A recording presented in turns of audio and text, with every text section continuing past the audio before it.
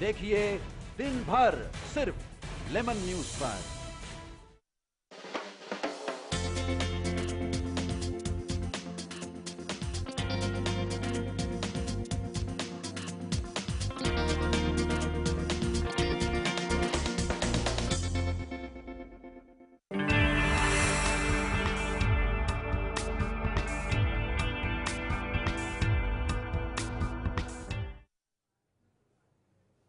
Lemon news में आप सभी का स्वागत है। मैं हूं सैयद सलमान और आप देख रहे हैं मुद्दे की बात।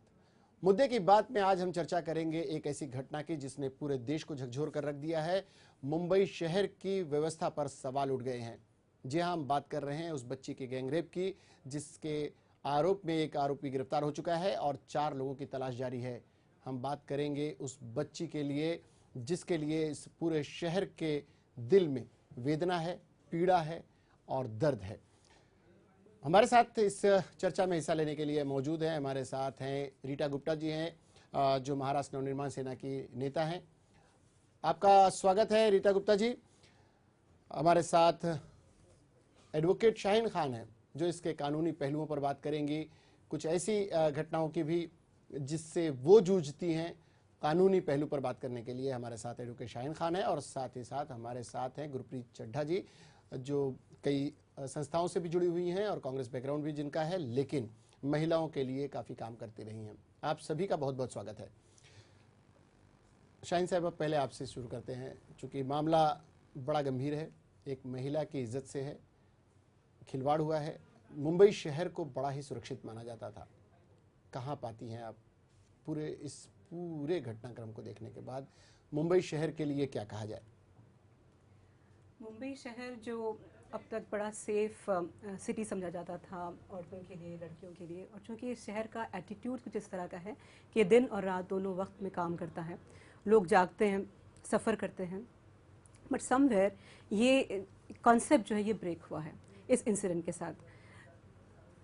इस इंसिडेंट के साथ ये कॉन्सेप्ट ब्रेक हुआ है, सही बात है। जब हम दिल्ली में घटना हुई थी तब दिल्ली वासियों को, दिल्ली की पुलिस को और दिल्ली के राजनेताओं को काफ़ी कोस रहे थे, लेकिन मुंबई शहर में घटी इस घटना के बाद ये समझ में आया कि महिलाओं की सुरक्षा को लेकर इस देश में आज भी बिल्कुल वही स्थिति है, वो चाहे दिल्ली हो, कलकत्ता हो, मद्रास हो या फिर हो मुंबई। महिलाएं सुरक्षित नहीं हैं तो नहीं है, इस बात को मानना होगा। गुरप्रीत जी, आप क्या कहती हैं इस विषय पर? ये जो आज हमें घटना हमारे सामने आई है बहुत ही दर्दनाक है, क्योंकि अभी तक जैसे माना जाता था कि मुंबई में रात को 2 बजे 3 बजे जब भी महिलाएं निकलती है वो हमेशा से सेफ रही हैं, पर बहुत ही झकझोर देने वाली बात है कि एक अकेली महिला के साथ, जिसके साथ कि उसका साथी पुरुष भी था, और ऐसी घटना घटी। और हमें बहुत ही संवेदना से इस मामले को आगे लाना पड़ेगा और बहुत ही कर्मठ होकर इसका हल निकालना पड़ेगा। इस मामले में काफ़ी संवेदना से भी काम लेना होगा, क्योंकि मामला एक बच्ची का है जिसके साथ सामूहिक बलात्कार किया गया। बलात्कार के आरोपी आज नहीं कल गिरफ्तार तो होंगे ही, सजा किस तरह की मिलेगी इस पर भी लोगों की नजर होगी। रीता जी, इस घटना के बाद चारों तरफ से सरकार की खिंचाई हो रही है, पुलिस की खिंचाई हो रही है, लोग बाग सड़कों पर उतर आए हैं, पत्रकार मंडली भी इस विषय को लेकर आर पाटिल से मिलना चाह रही है, आंदोलन कर रही है, सड़कों पर उतर रही है। आपकी अपनी पार्टी के नेता ने भी इस विषय पर बयान जारी किए हैं। आप एक महिला होने के नाते इस पूरे घटनाक्रम को आप किस रूप में लेती हैं?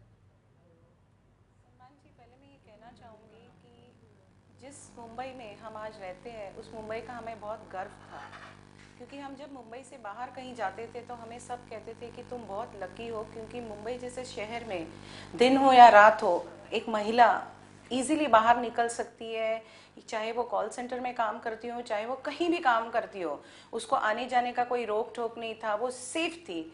मगर पिछले कुछ सालों में जो मुंबई की अवस्था हुई है, मुझे ऐसे लगता है कहीं तो यहाँ का जो सरकार है, यहाँ की जो पुलिस कर्मी बोले या कुछ भी, जहाँ लॉ एंड ऑर्डर है, वो कहीं ना कहीं कमी पड़ रही है। उसी के वजह से आज ये चीज़ें होती है। मुझे बताइए, अगर एक गलती कहीं पहले हुई होती, अगर उस पे सीरियसली इन्होंने एक्शन लिया होता या उस पे कोई सीरियसली उनको पनिशमेंट हुआ रहता, क्या आप सोचते ये चीज बारंबार होता, बार बार ये चीजें होती, बार बार ये बलात्कार के किस्से होते? जी, एक रोचक तथ्य ये है कि जब बात हम इस बलात्कार कांड की करते हैं, दिल्ली का जिक्र जरूर आता है। दिल्ली में वो घटना देर रात को हुई थी और ये शाम को 6 से 6:30 के दरमियान हुई, यानी इतनी भी 6 का वक्त मुंबई के लिए चलता वक्त होता है।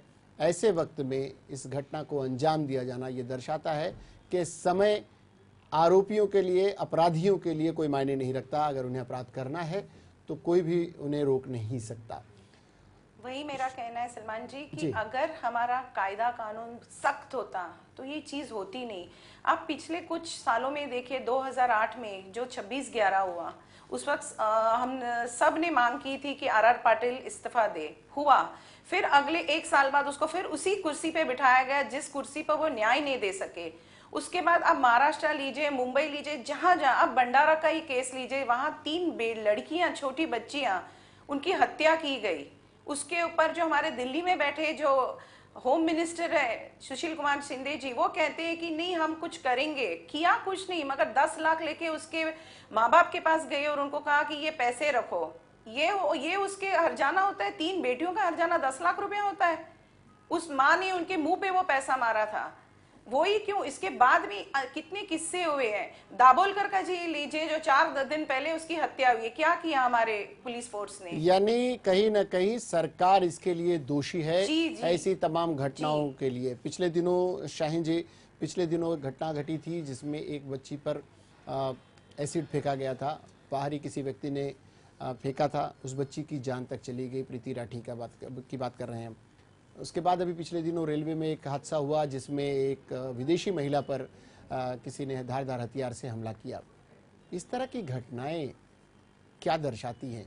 ये एक महिला के साथ बलात्कार के इशू पर हम आ ही रहे हैं, जिस पर गिरफ्तार एक व्यक्ति को हम अपने दर्शकों को बताते चले कि एक अपराधी को गिरफ्तार किया जा चुका है और 4 की तलाश जारी है। लेकिन इस तरह की निरंतर हो रही घटनाओं को मात्र राजनीतिक बयानबाजी न समझा जाए, जैसा कि गुप्ता जी कह रही हैं।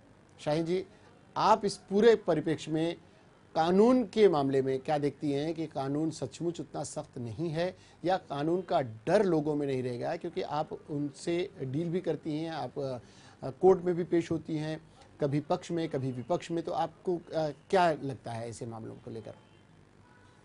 विदाउट पॉलिटिसाइजिंग द इशू, देखिए, लेट्स एक्सेप्ट द फैक्ट कि क्राइम मौजूद है। क्राइम को डिटर करने के लिए 2 ही रास्ते हैं। एक तो है लॉ एनफोर्समेंट एजेंसीज, जिसे आप पुलिस कह लें, और दूसरा है कानून। ना, कानून में जो अमेंडमेंट हुआ है लेटेस्ट जस्टिस वर्मा कमीशन की रिपोर्ट के ऊपर, जो अमेंडमेंट किए गए वो बहुत सख्त कानून है। और अगर उन्हें, मगर एक वक्त लगता है किसी भी कानून को इम्प्लीमेंट करने में, या but the most effective part जो रोल प्ले कर सकता है वो पुलिस है।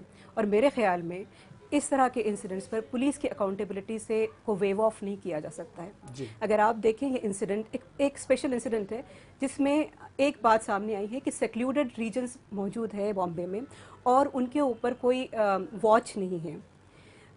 देखिए, इस तरह के मामलों में किसी भी गवर्नमेंट या किसी भी पार्टी को इल्ज़ाम देने के बजाय हमें बहुत सिंपैथेटिकली, बहुत एम्पैथेटिकली इस सिचुएशन को देखना है, इसका सल्यूशन ढूंढना है। जी, इसके सल्यूशन को ढूंढने के लिए निकले सरकारी एजेंसियां निकल सकती हैं, सरकार के लोग निकल सकते हैं, सरकार में बैठे बाबू निकल सकते हैं, लेकिन आम जनता की जो उनकी सोच है उसे नकारा नहीं जा सकता, उनकी राय मशवरों से हटा नहीं जा सकता। हमारे साथ शिवसेना नगर सेविका किशोरी पेडनेकर जी भी जुड़ गई है। किशोरी जी, आपका बहुत बहुत स्वागत है। हाँ, धन्यवाद।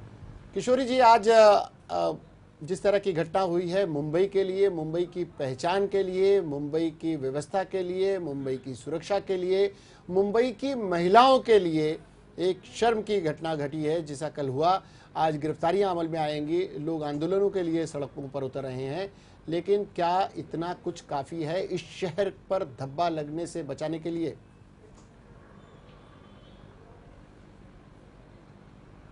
हेलो। किशोरी जी, आपको लगता है कि हाँ। जो दाग इस शहर पे लगा है वो काफी है? लोगों के सड़कों पर उतरने से, हाँ। बयानबाजियां करने से वो काफी है क्या? नहीं सर, नहीं। जी हेलो। हाँ, आपको क्या लगता है क्या होना चाहिए? मुझे मुझे ऐसा लगता है कि शर्म की बात मुंबई के लिए तो है ही है, लेकिन जो आज सरकार चला रही है उनको उसकी शर्म लगती है क्या? आज जो सरकार बनती है ये सब मुंबई के लोग की, महाराष्ट्र के लोग की, सब लोग आपको चुन के देते हैं। हमारा जो महिलाओं का जो संरक्षण चाहिए वो कर नहीं सकते हैं। पुलिस का जो आज आप देखते हैं 40% पुलिस बल कम है। और अभी आज मुख्यमंत्री बोल रहे हैं कि हम लोग अभी ये करेंगे वो करेंगे। कितने दिन तक आप झूठ बोलते रहेंगे? कितना लोगों को तुम फंसाते रहेंगे? आप लोग क्या कर रहे हैं अपना सरकार? किशोरी जी, जो मैं दिल्ली आपसे में घटना घड़ी जी जी जी उसके बाद में भी उसके बाद में भी आज भी महिला आयोग में अध्यक्ष नहीं मिली है। क्यों? उनको लगता नहीं है कि इसके लिए एक सक्षम महिला लाना चाहिए, कुछ काम करना चाहिए? जी, महिला क्या आयोग काम के करते हैं ये महिला लोग? आयोग को अध्यक्षा तक नहीं मिली है सरकार की, सीधे सवाल है किशोरी पेडनेकर जी का। किशोरी जी, आपसे मेरा एक और सवाल है। हमारे साथ इस वक्त स्टूडियो में और हमारे साथ 3 महिलाएं हैं आपको छोड़कर। एडवोकेट शाहीन खान है हमारे साथ, गुरप्रीत चड्ढा जी हैं और साथ ही रीटा गुप्ता जी हैं। जनप्रतिनिधि जिनके वोट लेकर गई हैं, किसी भी छोटे से ही नगर सेविका ही बनकर सही, आपने जनता का वोट लिया है। आप जनता के मतों द्वारा मुंबई महानगर पालिका में गई हैं। आपको लगता है कि एक जनप्रतिनिधि के रूप में आप वहां पर, जहां पर सभी लोग चुनकर आते हैं, वहां कुछ अलग स्थिति है? क्या महिलाओं को वहां सुरक्षित समझा जाता है, या आप रोज अपने लोगों से संपर्क करती हैं, आपको लगता है कि महिलाएं सुरक्षित हैं? सर, हमारा काम आज मैं बताना चाहती हूँ कि जो बाला साहेब ठाकरे ने हमें ये शिक्षा दी है कि 80% समाज सेवा और 20% राजकारण, लेकिन जब भी हम चुन के आते हैं तो 100% हम समाज का ही काम करते हैं। पूरा दिन समाज के काम में जुड़े रहते हैं। मुझे रात को 11:30 बजे न्यूज मिली, हम वैसे ही जसलोक में पहुंची। 2:30 बजे तक मैं जसलोक हॉस्पिटल में थी।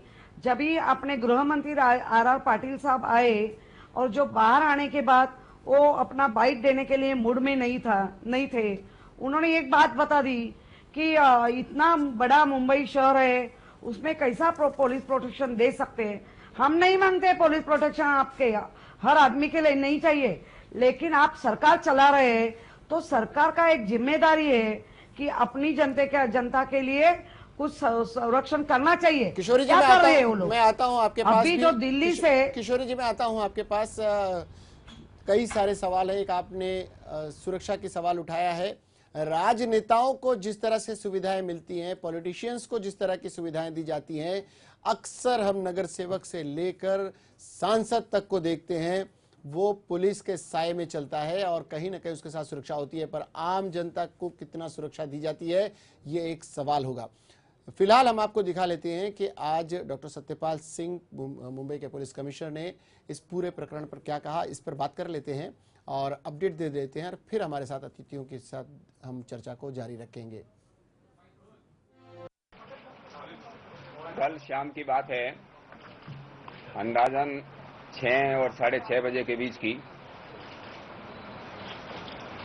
पीड़ित लड़की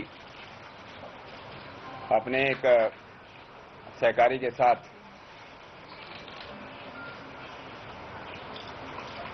महालक्ष्मी रेलवे स्टेशन से शक्ति मिल कंपाउंड के अंदर गई। एक सुनसान जगह, निर्जन जगह, खंडर, बिल्डिंग का खंडर। तो वहां पर जब ये पहुंचे, फोटोग्राफी करने के हिसाब से इनके साथ जो उनका साथी था उसके पास कैमरा था, और लड़की अपने जो मोबाइल फोन है उससे फोटो ले रही थी, तो वहां पर आरोपी लोग आए। इन लोगों को पूछा कि आप यहाँ पर कैसे आए, ये रेलवे की प्रॉपर्टी है, इधर आ नहीं सकते। उसके बाद उनमें से एक बोलने लगा कि नहीं, ये लड़का वही है जिसने यहाँ मर्डर किया कई दिन पहले। तो उसने बोला कि नहीं, मैं तो पहली बार आ रहा हूँ, मैंने तो कोई मर्डर नहीं किया। उसके बाद इन लोगों ने फोन किया और फोन के बाद किसी को बुलाया कि एक लड़का इधर आया है जिसने शायद उसने मर्डर किया है। तो उसको आने के बाद उसने बोला कि हाँ यही हो सकता है। उसके बाद इन तीनों ने, उसमें जो बाद में जो लड़का आया था, अपनी बेल्ट निकाल करके इस लड़के के हाथ थोड़ा पीछे बांध कर रखे, लेकिन वो खुल के बेल्ट से ठीक नहीं बंधे, दोबारा बांधे। उसको कोई ज्यादा मारा नहीं है, एक बार उसका बेल्ट से वो किया है, लड़की को कोई मारा नहीं। उसके बाद बोला इनसे अलग अलग पूछताछ करना पड़ेगा, और पूछताछ करने के बहाने लड़की को 15-20 फुट लेकर के, वहां बड़े झाड़ हैं, कुछ लोग शायद गए भी होंगे उधर, झाड़ शंकर काफी हैं उधर, ठंडक की जगह थी। उसके बाद 2 लोग इन्होंने और बुलाए, और इन लोगों ने दो लड़के थे, मतलब 2 आरोपी जो थे, जो ये लड़का था उसके साथ रहे, और बारी बारी से इन लोगों ने ये विभत्स काम किया। अत्यंत धक्कादायक, निंदनीय है जिसको हम कह सकते हैं, ये घटना ऐसी घड़ी है। हम लोगों रात को जैसे मालूम चला, अंदाजन ये जो घटना जैसे मैंने बताया 6-6:30 बजे की घटना है। 8 इसके बाद लड़की और ये इन लोगों ने अपने जहाँ काम करते उनके लोगों को बता करके हॉस्पिटल में जा करके एडमिट हुए अंदाजन 8 बजे, और 8:30 बजे पुलिस को मालूम चला। 8:30 पौने 9 बजे पुलिस इमीडिएटली एक्शन में आई। और उसके बाद न केवल पुलिस, अपने माननीय अपने गृह मंत्री, police commissioner, joint commissioner, additional commissioner, deputy commissioner, crime branch, और अंदाजन 20 टीम हम लोगों ने बनाई। अलग अलग टीम को अलग अलग काम दिया गया कि वहां पर कौन आरोपी हो सकते हैं ऐसी जगह, कौन जा सकता है ऐसी जगह, तो गर्दुले हो सकते हैं या दूसरा कोई गैम्बलिंग करने वाले हो सकते हैं, कौन ऐसी जगह जा सकता है, क्योंकि दिन में भी लोग ऐसी जगह जाते नहीं हैं। तो उस हिसाब से अपनी टीम को यश मिला। एक आरोपी को पुलिस ने गिरफ्तार किया है, अरेस्ट किया है। सबके सब आरोपियों की शिनाख्त हो चुकी है, आइडेंटिफिकेशन हो चुका है, और उसके लिए अपनी टीम लगी हुई है।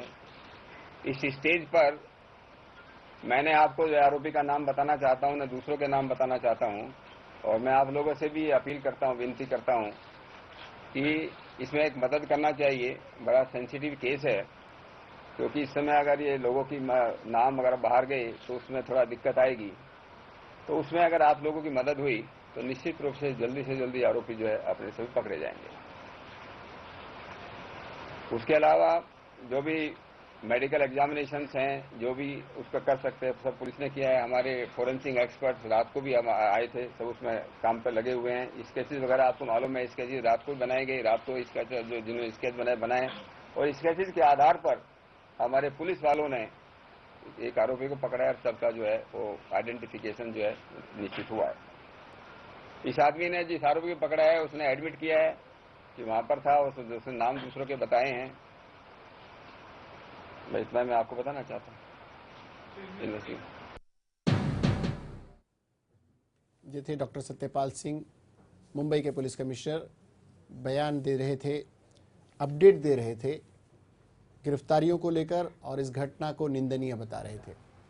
पुलिस कितनी अकाउंटेबल है, पुलिस कितनी जिम्मेदार है इस विषय में, बात गुरप्रीत जी आप बताएं। आप अक्सर राजनेताओं के यहाँ अक्सर अपने सामाजिक कामों से जाती हैं, देखती हैं नेताओं के यहाँ किस तरह से उन्हें सुरक्षा प्रदान की गई है, आम लोग कितने सुरक्षित हैं और पुलिस कितनी जिम्मेदार है। इसलिए जहाँ तक आम जनता की बात आती है, इस बात को, मुद्दे को राजनीतिक ना बनाते हुए सबसे पहले मैं या आम जनता से ही पूछना चाहूँगी कि वो एक सजग नागरिक हैं कि नहीं हैं। वो जब ऐसा कुछ हादसा होते हुए देखते हैं, क्या वो अपने आप को रोकते हैं, गाड़ी को रोकते हैं, अपना वक्त देते हैं, घरों से निकलते हैं?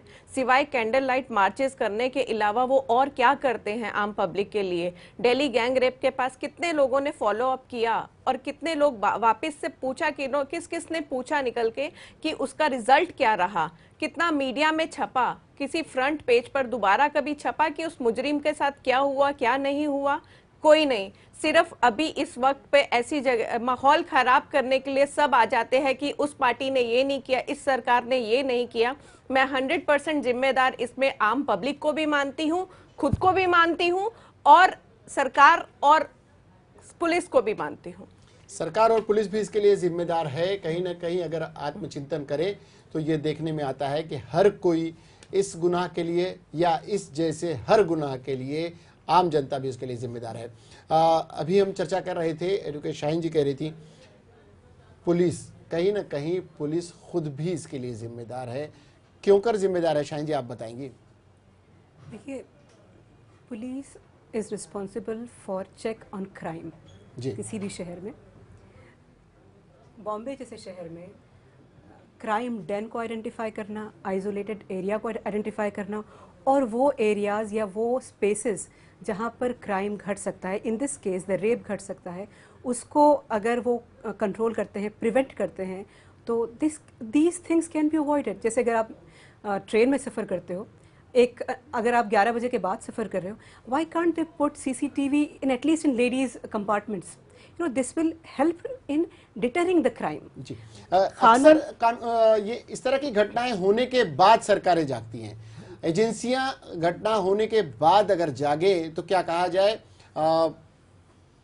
रीता जी, सरकारी एजेंसियों पर या सरकार पर दोषारोपण करने से क्या इसका सोल्यूशन निकलेगा, या ऐसी घटनाओं पर जैसा कि गुरप्रीत जी कह रही है कि ऐसी घटनाओं के बाद जिस तरह से लोग उसे भुला देते हैं, आज आंदोलन होंगे, आज बयानबाजियां होंगी, कल को उस बच्ची के साथ किस तरह का बर्ताव समाज करेगा? क्या ये समाज के लिए भी सोचने का विषय नहीं है? अभी जो मेरी सहभागी है जिसने वो कहा कि इसमें आम जनता भी गुनहगार है, मैं उसके साथ रियली सहमत हूँ। जो उन्होंने कहा वो सही कहा जी। क्योंकि जब दिल्ली में ये घटना घटी थी उस वक्त वो लड़की जो निर्भया जिसको कहते हैं वो और वो उसके साथ जो था वो रास्ते में 1 घंटे तक पड़े थे। वहाँ से आने वाले इंसान, जो भी आम जनता वहाँ से आ जा रही थी, किसी ने उनको रुक के ये नहीं पूछा कि क्या हुआ है। और जब वहाँ पुलिस भी आई थी तो पुलिस ने कहा ये हमारे हाथ के अंदर नहीं है, ये हमें इनसे कोई लेना देना नहीं है। वो वहाँ से निकल गई। फिर वहाँ से दूसरी पुलिस टीम आई, उसने कहा कि हाँ ये हम यहाँ हमारे एरिया के। और फिर उस हाल में किसी भी इंसान ने उस लड़की को उठाया नहीं, ना उसको उस पुलिस वैन में डाला। और वो जो लड़का उसके साथ था उसकी हालत इतनी खराब थी कि उसने खुद उसको उसी हालत में उठाया। तो मैं एक्चुअल में कहती हूँ कि इसमें पुलिस और सरकार तो है ही है, आम जनता भी आम जनता भी उसके लिए जिम्मेदार है। उस वक्त कोई आता नहीं है, सब कैंडल लेके निकलते हैं। जी, कैंडल मार्च और इस तरह के आंदोलन होंगे, एक दूसरे को नीचा दिखाने की कोशिश होगी। हमारे साथ हमारी है अपनी ही बिरादरी की पत्रकार बिरादरी से जुड़ी हुई सुजाता आनंदन, हिंदुस्तान टाइम्स की ब्यूरो चीफ है, हमारे साथ जुड़ गई हैं। सुजाता जी, आपका बहुत बहुत स्वागत है। Thank you. सुजाता जी, सवाल बहुत हैं, जवाबात सरकारी एजेंसियां दे रही हैं और राजनेता दे रहे हैं, लेकिन हम और आप जैसे लोग अगर इसके जड़ में जाने की कोशिश करें तो क्या पाती हैं आप बहैसियत पत्रकार? क्योंकि एक पत्रकारिता जगत से जुड़ी हुई बच्ची के साथ ये दुर्घटना हुई है, आप इसे किस रूप में लेती हैं? नहीं, देखिए, पत्रकार के साथ तो दुर्घटना हुई है, पर एक महिला के साथ दुर्घटना हुई है। इसे हमें अपने आप को बांटना नहीं चाहिए, खास करके महिलाओं को अपने आप में बांटना नहीं चाहिए। पर वो एक पत्रकार थी, पत्रकार अपने काम के लिए गई थी, और ऐसा नहीं कि वो रात के 12 बजे या 2 बजे या किसी सुनसान जगह में गई थी। हालांकि शक्ति मिल्स का कंपाउंड थोड़ा सुनसान जरूर है, लेकिन अपने काम के सिलसिले में गई थी। इसका मतलब तो यही होता है ना कि महिला अपना काम भी बराबर सेफ्टी सिक्योरिटी के साथ नहीं कर सकती हैं। पुलिस को कितना दोष देना चाहिए ये मैं नहीं जानती, बिकॉज पुलिस हर जगह तो मौजूद नहीं रह सकती है। लेकिन बम्बई जैसे शहर में जब ये हादसा होता है, खास करके एक गैंग रेप का हादसा, ऐसा नहीं कि ये पहला है या आखिरी रहेगा। होपफुली नहीं होंगे ऐसे, लेकिन कुछ तो समाज में एक सोच में बदलाव लाने की जरूरत है, क्योंकि ये सिर्फ लॉ एंड ऑर्डर का मामला नहीं है, ये हमारे विचारों का भी मामला है। माँ बाप जिस तरह से अपने बच्चों को बड़ा करते हैं, खास करके बेटों को बड़ा करते हैं, बहुत सही सवाल आपने उठाया कि ये समाज के भीतर से उठने वाला सवाल है और समाज को इसमें सोचना होगा किस तरह की परवरिश दी जा रही है, किस तरह की संस्कृति दी जा रही है अपनी आने वाली पीढ़ी को। सुजाता जी, एक सवाल जिस पर आप आ रही थी उस पर हम बात कर रहे थे, इससे पहले भी हम चर्चा कर रहे थे कि दिल्ली में जो इस तरह की घटना हुई थी वो देर रात को हुई थी और ये दिन दहाड़े, इसे कहा जाए 6 बजे का वक्त मुंबई शहर के लिए बड़ा ही एकदम से रनिंग वक्त होता है। लोग इस वक्त काम पर होते हैं, भीड़ भाड़ का वक्त होता है। हाँ, वो सुनसान इलाका हो सकता है, लेकिन 6 बजे इस तरह की दुर्घटना को अंजाम देने वालों की कितनी हिम्मत बढ़ी रही होगी कि ऐसी घटना को अंजाम दिया। तो इसे किस रूप में लिया जाए? नहीं, वही मैं भी सुनकर के वही काम गई थी, क्योंकि बम्बई में मैं भी हूँ पत्रकार, और मैंने भी उसी उम्र में उस उम्र से मैं कम थी मेरी उम्र जब मैंने अपनी पत्रकारिता बम्बई में मैंने शुरू की थी। और मैं ये जानती हूँ कि बम्बई लोगों के लिए सेफ है, ऐसा नहीं कि अनसेफ है, पर 12 बजे ये एकदम सुनसान 12 बजे की बात नहीं है, ये तो 6 बजे की बात है ना। तो उस वजह से थोड़ी सी घबराहट तो जरूर होती है कि इस तरह के सिलसिले अगर होते रहे। पर मैं अपनी अनुभव से मैं ये नहीं कह सकती कि ये पुलिस का दोष है या लड़की का दोष है या उसके सहयोगी का दोष है या उसके एडिटर का दोष है जिन्होंने उसे असाइनमेंट दिया। अभी हम तो अपना काम करने पर मजबूर हैं, लेकिन अगर ऐसा हादसा हो जाता है तो इसके लिए क्या किया जाए, ये जैसे मैंने पहले कहा कि पूरे समाज को ही सोचना पड़ेगा। पूरे समाज को सोचना पड़ेगा। आप सुजाता जी, आपसे गुरप्रीत जी कुछ कहना चाह रही हैं, हमारे साथ पैनल में बैठी हुई हैं, स्टूडियो से गुरप्रीत चड्ढा जी हैं, कुछ कहना चाह रही हैं। जी गुरप्रीत जी। सुजाता जी, मैं आपसे बिल्कुल सहमत हूं कि मुंबई पुलिस अपने पूरे जोरों से लगी हुई है। जैसा कि दिल्ली में हुआ था, उससे कम से कम वक्त में हमें रिजल्ट मिला है कि उन्होंने एक मुजरिम को पकड़ लिया है और बाकी चारों की छानबीन जारी है। मैं आपसे सिर्फ ये भी कहना चाहूंगी, बीइंग अ जर्नलिस्ट, आप जैसे कि बोल रहे हैं कि आपको ऐसी जगहों पर जाना पड़ता है, ऐसे मतलब अकेले पहुंचना पड़ता है, पर अब पहले जैसे माहौल नहीं रह गए हैं। पहले लड़कियां फिर भी बहुत ज्यादा सेफ थी, अब आए दिन सोशल नेटवर्किंग, मीडियाज और इन सब चीजों ने बच्चों को बहुत ज्यादा उनके अंदर उत्तेजना पैदा कर दी है। और ड्रग्स आ गई हैं, इतने बड़े स्केल पर ड्रग माफियाज आ गए हैं या फिर अल्कोहलिक्स घूमते हैं। तो हमारी बच्चियों को भी ये चाहिए कि वो अपने साथ प्रिवेंटिव मेजर्स लेके घूमे, ताकि, या फिर मेरा मानना ये है कि फर्स्ट क्लास से मार्शल आर्ट्स 12th तक ये मैंडेटरी कर देनी चाहिए सारे स्कूल्स में, ताकि एटलीस्ट जितने भी हमारे आने वाले पीढ़ियां हैं उनको कुछ ऐसी प्रॉब्लम्स का सामना नहीं करना पड़े, और अगर करना पड़े तो बहुत ही सक्षम रूप से वो कर पाए। हम अपनी बेटियों को, हम अपनी बच्चियों को, हम अपनी बहनों को कितना सुरक्षित रहने के गुर सिखा पाते हैं, इस पर भी सवाल उठने हैं, क्योंकि स्कूलों में इस तरह की शिक्षा कहीं नगण्य है, कहीं न कहीं एक छोटी छोटी शिक्षा दे दी जाती है, कहीं कराटे क्लासेस है, कहीं छोटी छोटी क्लासेस है, लेकिन इससे हल निकलता नजर नहीं आता।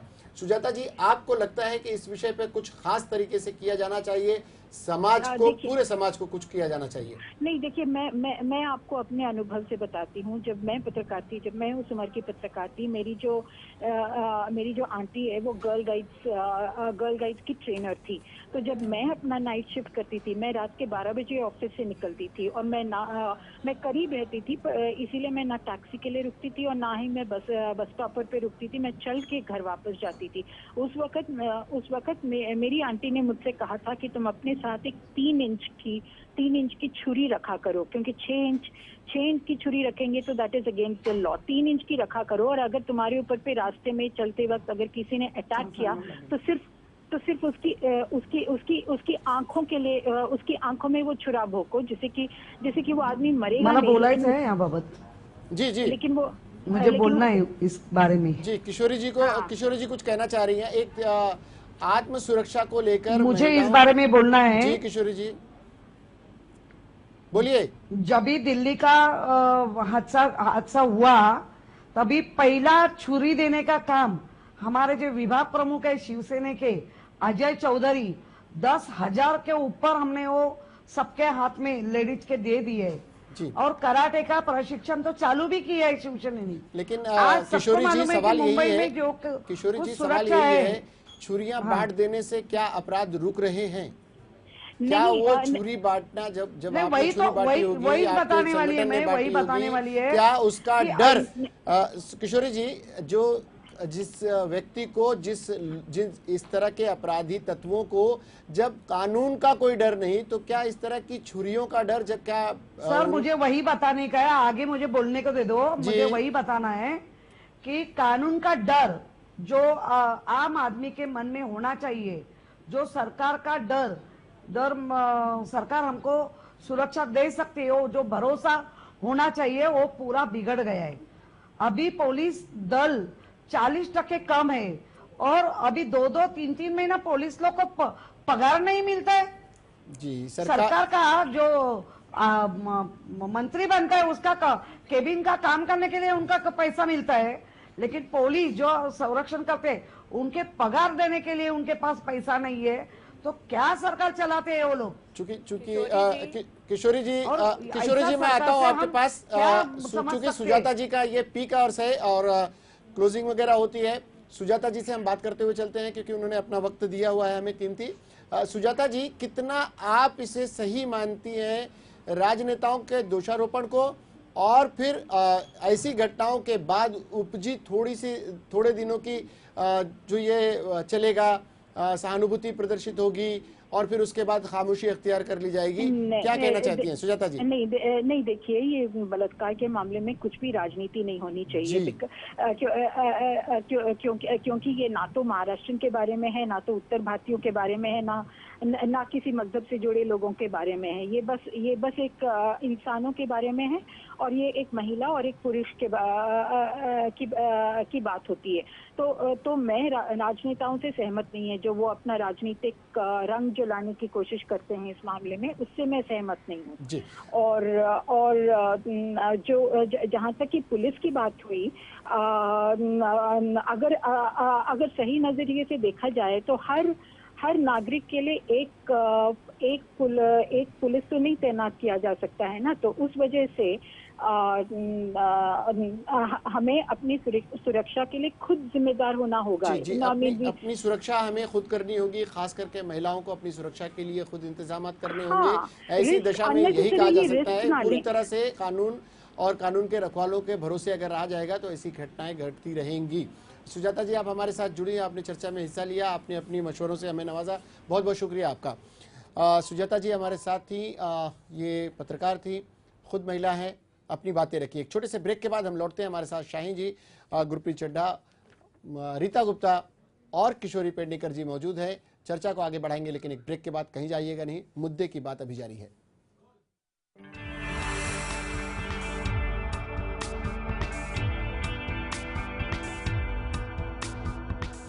ऐसा घर आपने नहीं देखा होगा, संभाल के पोछा मारा अभी। आइए, वो भाई साहब ये देखिए हॉल, ये देखिए चिल्ड्रंस रूम, देखिए कितना बड़ा है। आपके बच्चे खेलते खेलते थक जाएंगे।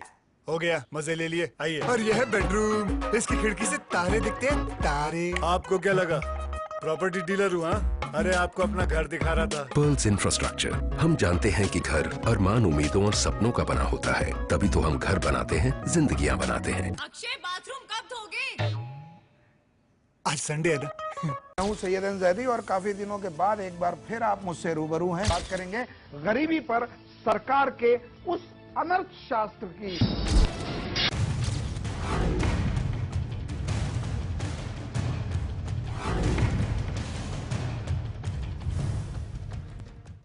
वो अपने आप को हेयर डबलिंग इन्वेंटर कहते हैं, जो मेरे हिसाब से हेयर डबलिंग दुनिया में साल से चल रहा है। मेरा उनका सीधा सीधा क्वेश्चन है कि उनके पास उनका पेटेंट नंबर है, उनके पास मेडिकल एथिकल कमिटी से अप्रूव्ड क्लिनिकल ट्रायल स्टडी है, फिर ही जाके वो में ऐसी ऐड दे सकते हैं। उन्होंने मुझे थ्रेटनिंग कॉल्स, गालियां देने लग गए जोर जोर से। डॉक्टर निगम का बाल जाल देखिए दिन भर सिर्फ लेमन न्यूज पर। कौन लगा रहा है पानी में सेंध? कौन कर रहा है मुंबई में पानी की चोरी? जल्द आ रहा है ऑपरेशन वाटर माफिया। सिर्फ लेमन न्यूज पर। मुंबई में SRA योजना का सबसे बड़ा फर्जीवाड़ा। कांदीवली भाबरेकर नगर में SM बिल्डर का मकड़ जाल। लोगों को धमकाया जा रहा है। आखिर बिल्डर पर पुलिस क्यों है मेहरबान? पुलिस का काम ही नहीं है। हाई कोर्ट के आदेश के बाद पुलिस ने शुरू की कार्रवाई। चारकोप सीनियर इंस्पेक्टर के खिलाफ विभागीय कार्रवाई, लेकिन बिल्डर के खिलाफ अभी तक कोई कार्रवाई नहीं। आखिर कौन है पर्दे के पीछे? देखिए दिन भर सिर्फ लेमन न्यूज पर। ऐसा घर आपने नहीं देखा होगा, संभाल के पोछा मारा अभी। आइए। ओ भाई साहब ये देखिए हॉल, ये देखिए चिल्ड्रंस रूम, देखिए कितना बड़ा है। आपके बच्चे खेलते खेलते थक जाएंगे। हो गया, मजे ले लिए। आइए। और यह है बेडरूम, इसकी खिड़की से तारे दिखते हैं, तारे। आपको क्या लगा प्रॉपर्टी डीलर हुआ? अरे आपको अपना घर दिखा रहा था। Pearls infrastructure. हम जानते हैं कि घर अरमान, उम्मीदों और सपनों का बना होता है, तभी तो हम घर बनाते हैं, जिंदगियां बनाते हैं। अक्षय बाथरूम कब धोगे? आज संडे है ना।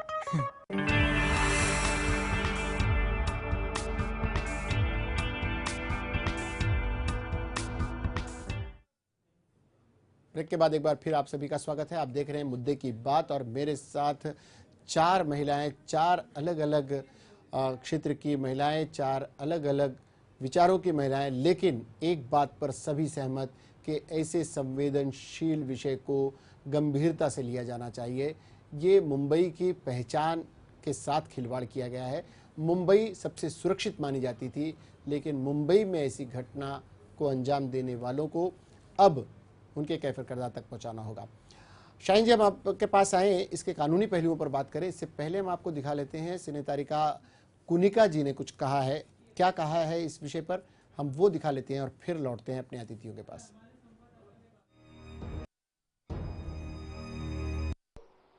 इस वक्त हमारे साथ मौजूद हैं फिल्म अभिनेत्री और सामाजिक कार्यकर्ता कुनिका लाल जी। आपसे मेरा यह प्रश्न है कि दिल्ली गैंगरेप के बाद अब यह जो मुंबई में गैंगरेप हुआ है, इस गैंगरेप ने जो है महिला सुरक्षा पर एक बहुत बड़ा प्रश्न उठा दिया है, तो इस पूरे मामले को आप किस तरीके से देखती हैं? देखिए, ये बहुत दुखद बात है और ये बहुत घिनौनी घटना है और अफसोस की बात यह है कि हमारी मानसिकता जो है वो प्रो विमेन नहीं है। मतलब महिलाओं के प्रति हमारी मानसिकता जो है वो एकदम गलत है।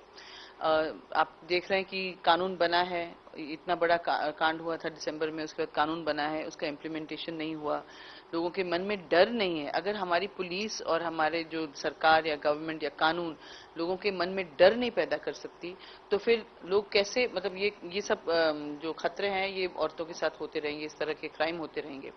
इसकी मेरे ख्याल से दो तीन वजह है। सबसे पहले तो सोसाइटी में हमारी जो मानसिकता है उसको बदलने की जरूरत है।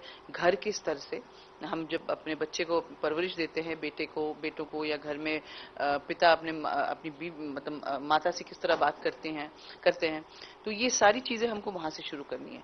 उसके साथ साथ हमारे जो पूरे एनवायरनमेंट में हमारे आसपास जो लोगों के, अगर हम कभी देखते हैं किसी औरत के साथ कोई बदतमीजी कर रहा है तो हम लोग आंख मूंद कर चले जाते हैं, दूसरी तरफ देख लेते हैं, क्योंकि हम सोचते हैं कि क्यों हम इसमें झंझट में पड़े।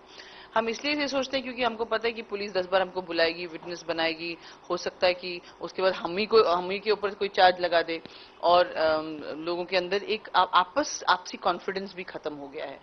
और सबको पता है कि सिस्टम हमारे लिए काम नहीं कर रहा है। मतलब अगर हम सचमुच सच्चे हैं तो एक फेथ होता है कि भाई हाँ सिस्टम है तो वो हमारे लिए काम करेगा, लेकिन हमको ये नहीं पता कि हम पुलिस स्टेशन में जाएंगे तो हमारे साथ क्या बर्ताव होगा। इसकी कार्रवाई जल्द से जल्द होनी चाहिए फास्ट ट्रैक कोर्ट पे उसको में इसको करना चाहिए, और जैसे उसको सजा मतलब उनकी सजा सुनवाई जाए तो उस सजा को इम्प्लीमेंट कर देना चाहिए। और मेरे ख्याल से और एक और चीज हमें करना चाहिए कि जो जिस व्यक्ति की चार्जशीट अगर हो गई और उसको प्रूव हो गया कि वो गिल्टी है, जैसे ये जो जिन्होंने ये क्राइम किए हैं, उनकी शक्ल आप टीवी में बाकायदा दिखाते रहिए लोगों को, ताकि उनके माँ बाप, उनके आसपास के लोग, सब लोग, मतलब एक शर्म होनी चाहिए लोगों की। तो शर्म खत्म हो गया, डर खत्म हो गया। तो ये थी कुनिका लाल जी, जिन्होंने बताया कि किस प्रकार से इस पूरे मामले पर जो है पुलिस को कार्यवाही की जानी चाहिए। कैमरा पर्सन आनंद वर्मा के साथ सुधा सिंह, लेमन न्यूज, मुंबई। वही बातें कुनिका जी भी कह रही हैं जो हमारे साथ मौजूद हमारे पैनलिस्ट कह रही हैं, शाहीन जी हो, किशोरी जी हो, रीता जी हो या फिर गुरप्रीत जी हो। बात वही महिलाओं की सुरक्षा की। कहीं न कहीं सरकारी एजेंसियों के जांच के दायरे में अपराधीगण हैं, लेकिन आम जनता के शक के दायरे में उनके निशाने पर हैं सरकारी एजेंसियां। बात कानून के इम्प्लीमेंटेशन की हो रही थी। शाहीन जी, आप बताएं कि जस्टिस वर्मा कमीशन का आपने जिक्र किया था। दिल्ली रेप के बाद जब इस तरह की घटना होने के बाद जांच आयोग बना था, क्या उनकी तरफ से किस तरह के प्रस्ताव आए थे और क्या वो सक्षम है सरकार इस तरह की घटनाओं को रोकने में? जी, कानून जो इम्प्लीमेंट हुआ है, अमेंडमेंट हुआ है एंटी रेप लॉ में जी, तो उसमें डेफिनेशन ऑफ रेप को भी एक्सपांड किया गया है। कन्विक्शन ईयर्स में इंक्रीज हुआ है। जैसे पहले मैक्सिमम कन्विक्शन ईयर्स होते थे 7 ईयर्स, अब मिनिमम 7 ईयर्स है, मैक्सिमम 20 ईयर्स और लाइफ इम्प्रिजनमेंट। गैंग रेप के सिलसिले में जो हमारा इस फिलहाल का मुद्दा है, इसमें हर ऑफेंडर को इफ़ फाउंड गिल्टी 20 ईयर्स और life imprisonment plus he has to pay a penalty, ताकि वो जो विक्टिम है वो उसको रिहेबिलिटेट किया जाए, उसको कंपनसेट किया जाए। तो डेफिनेटली पहले मैक्सिमम कितनी सजा थी? 7 ईयर्स। अब मिनिमम 7 ईयर्स है। 20 ईयर्स तक की सजा, आजीवन कारावास, साथ ही साथ फाइन भी। इस तरह के प्रावधान रखने के बाद क्या आपको लग रहा है कि लोगों में इसका डर है? क्योंकि ये चरसी, गंजेड़ी, जो सड़क छाप मजनू होते हैं, इन्हें तो इस तरह की चीज़ों का डर ही नहीं होता, खौफ ही नहीं होता, इन्हें पता ही नहीं होता कि इस तरह के कानून होते भी हैं। और गली मोहल्लों में सुनसान जगहों पर पुलिस पहुंच ही नहीं पाती है जहां पर इस तरह की घटनाओं को अंजाम दिया जाता है। देखिए, इसमें 2 चीज़ें हैं। कानून अपनी जगह है और क़ानून बहुत स्ट्रॉन्ग है, but at the same time आपको लोगों को एजुकेट करना होगा कि क़ानून क्या है। जो ignorance of law is no excuse, लेकिन लेट्स एक्सेप्ट द फैक्ट कि हमारे लोग एजुकेटेड नहीं है, वो उन्हें क़ानून का इल्म नहीं है। मीडिया जो जहाँ पे वुमेन को as a sex object show करता है, थोड़ा सा समाज सेवा कर ले और लोगों को एजुकेट करे कि क़ानून किस तरह का है। लोगों को एजुकेट करने की बात है, लोगों को शिक्षित करने की बात है, ऐसे मामलों की संवेदनशीलता को देखते हुए जन जागरण चलाने की बात है। रीता जी, आप इस तरह की घटनाओं के बाद किस रूप में लेती हैं और सामाजिक सरोकारों से जुड़े होने के बाद महिलाओं के साथ इस तरह की घटनाएं होती हैं, उनके पुनर्वसन को लेकर एक लड़की पर दाग लग गया, किस तरह से समाज उसे लेगा और समाज की मुख्य धारा में ऐसे लोगों को शामिल रखना और उनके पुनर्वसन का काम करना, ये राजनेताओं की जिम्मेदारी होना चाहिए। कितना निभा पाएंगे आप लोग? आप लोगों को लगता है, आप यानी सभी दलों के लिए कह रहा हूं मैं। पहली बात है, मुझे ऐसे लगता है जो विक्टिम होता है उसकी तो कोई गलती होती नहीं है, तो उसे दोषी क्यों मानते हैं हम? दोषी तो वो होते हैं जिसने गलती की है। तो समाज में पहले जिस लड़की पे रेप हुआ उसी को गलत नजर से देखा जाता है।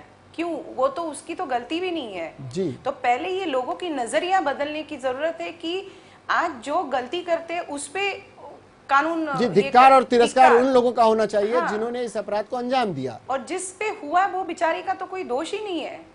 तो लोगों ने उसको रिस्पेक्टफुली लेना चाहिए, उसको पुनर्वसन के लिए, जैसे आपने कहा, ये जरूर सरकार की ओर से होना चाहिए, या जो सामाजिक क्षेत्र में जो हम सब हैं, हम सबको उसको उस ढंग से लेना चाहिए जी।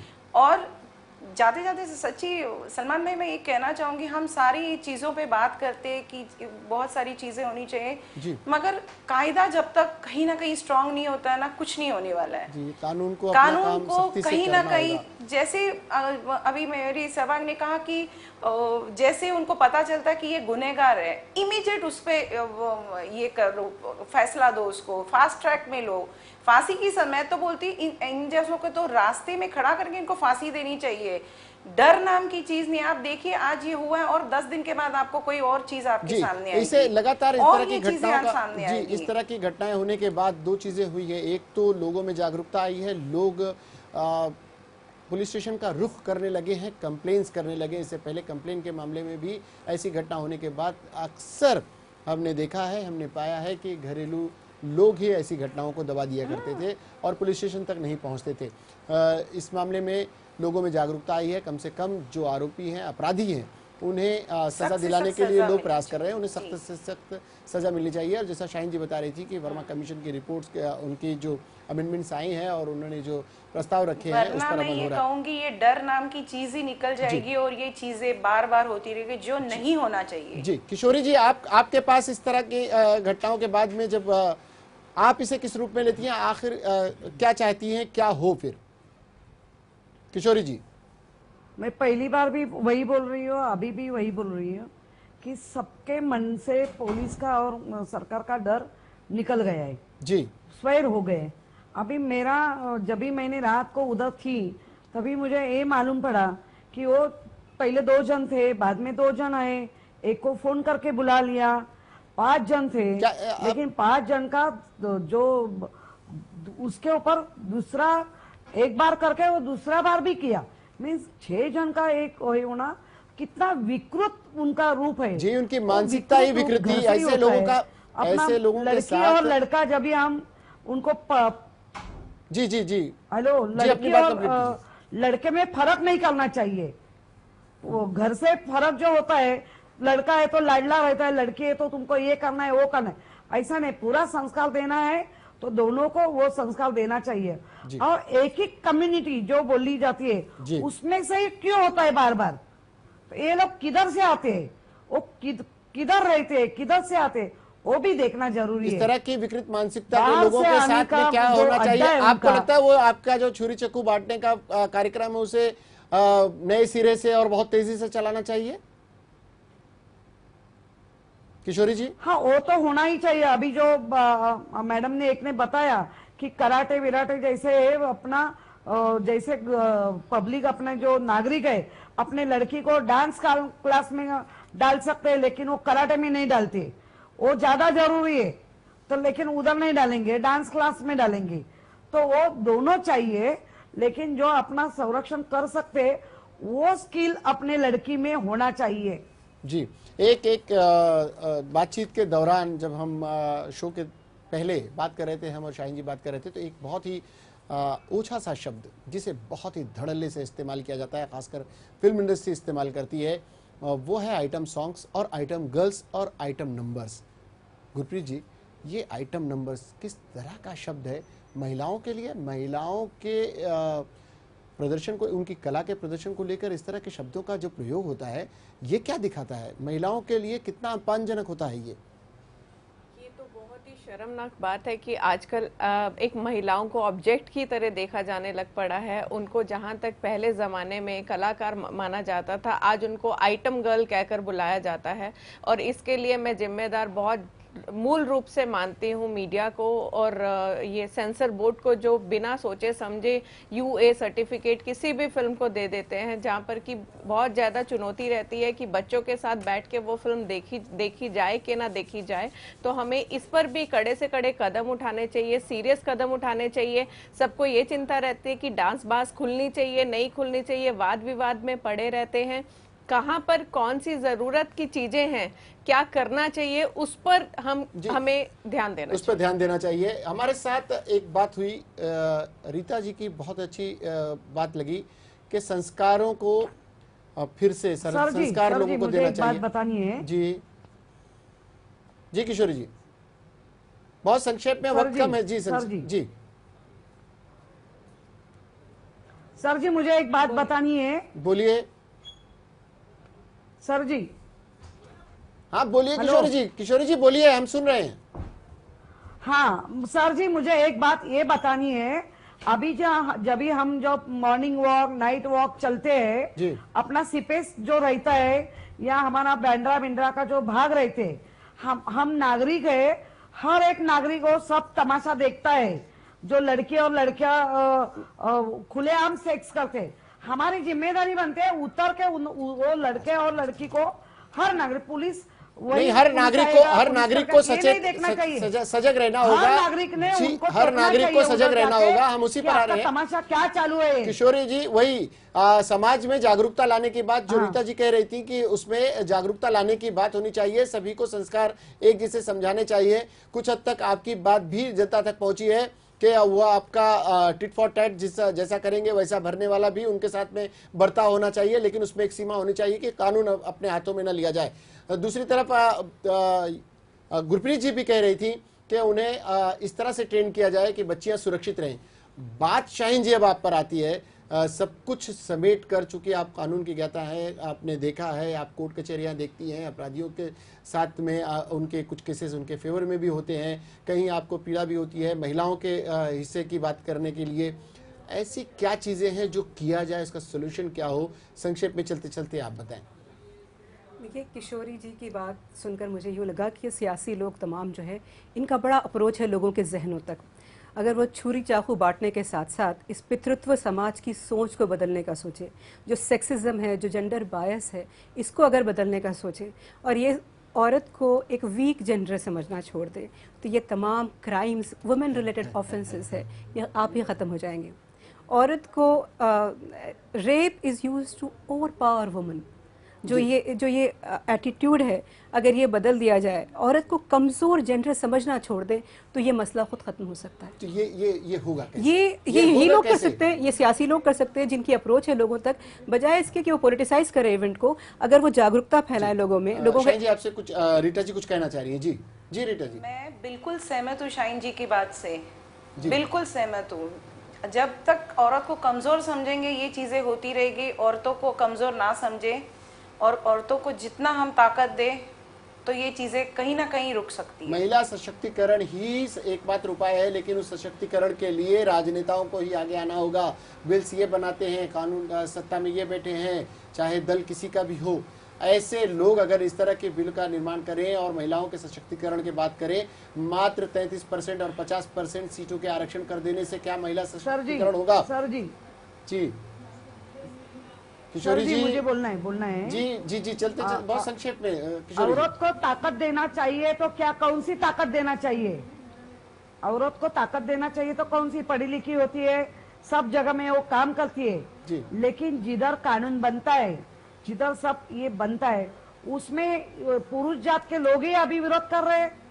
बढ़ा दो उधर जिधर कानून बनता है, विधानसभा लोकसभा में कानून बनाने की बात है। इस पर किशोरी जी, राजनेताओं पर हम ये चीज छोड़ देते हैं कि राजनेता इस पे कितना सक्षम है, लेकिन जो समाज को जागृत करने की बात है, समाज के बीच में रहने की बात है, समाज के बीच इस तरह की दुर्घटनाओं को रोकने की बात है, उसके लिए हमारा ये प्रयास था कि आप महिलाओं के माध्यम से हम जनता तक जाएं, जनता को ये बताएं कि महिला न सिर्फ दुखी है, न पीड़ित है, बल्कि वो चाहती हैं ऐसी घटनाएं ना हो, ऐसे जो दाग लगाते हो संस्कारों पर, समाजों पर, उसे रोकने का प्रयास किया जाए।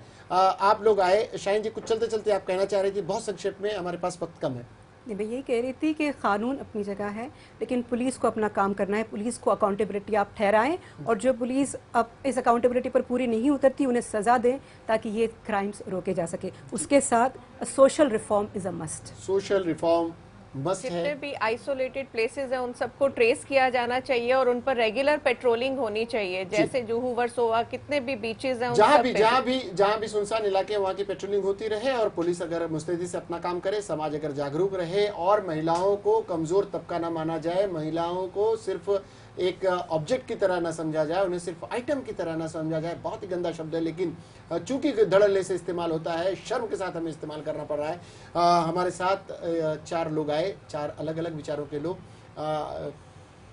रीता जी आपका, किशोरी जी आपका, गुरप्रीत जी आपका और शाहीन जी आपका भी बहुत बहुत शुक्रिया हमारे कार्यक्रम में हिस्सा लेने के लिए। मुद्दे की बात में आज हमने चर्चा की महिलाओं के सशक्तिकरण की, महिलाओं पर हुए अत्याचार की, महिलाओं के साथ हो रहे दुर्भावनापूर्ण विचारों की। हम उम्मीद करते हैं कि आज के बाद समाज को बदलने का हर एक मुंबई का नागरिक, खासकर पूरे देश का नागरिक इसमें हिस्सा लेगा। फिलहाल सलमान को, मुद्दे की बात की पूरी टीम को दीजिए इजाजत, लेकिन देखते रहिए लेमन न्यूज।